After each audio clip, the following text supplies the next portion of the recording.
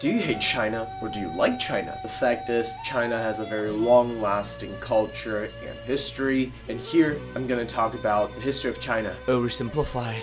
Let's go.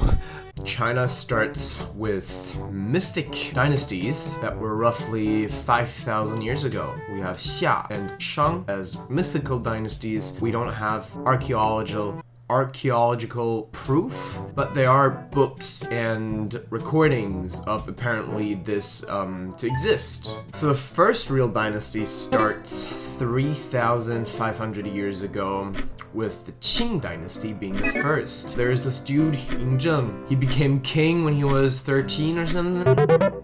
And as soon as he became king, he unified China. So it's the first time China was actually unified. And that is cool. So he unified the currencies, the written language, I think also the spoken language, some laws. Oh, it's so hard to concentrate. And he was building the wall. And then comes the warring kingdoms in between, several states trying to take over. So a lot of wars. Eventually, there's one winner that came out, which is Liu Bang. And thanks to him, we have the Han Dynasty. And Han Dynasty is probably one of the most influential dynasties. We are called Han people. So then we have Tang Dynasty. So Tang Dynasty is very important because literature and other cultural stuff flourished during this time. So we have poems, sea poetry. Probably one of the most famous poets that we have was during this time.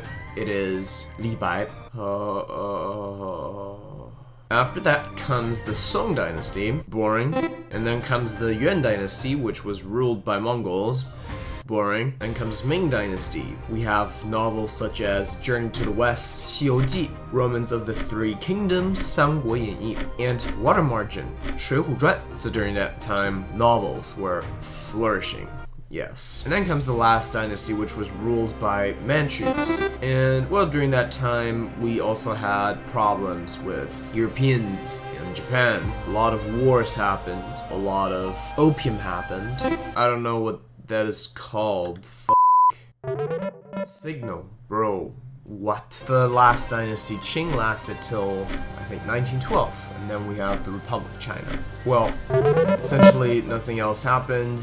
World War II happened, the Pacific War, Japan invaded China, a lot of tragedies. Then after World War II, 1949, Communist Party of China was fighting to gain power against Nationalist Party of China. Eventually the CCP won under Mao's leadership, but then some not so nice things happened. For example, the Cultural Revolution, which is not really good, but thankfully we have a dude called Deng Xiaoping, and he gave us the economic reform by opening the door without changing our policies, and that helped us. And I think that's about it. It's very oversimplified because it's just so much to talk about. I'm gonna draw the video idea for the next video. So let's see.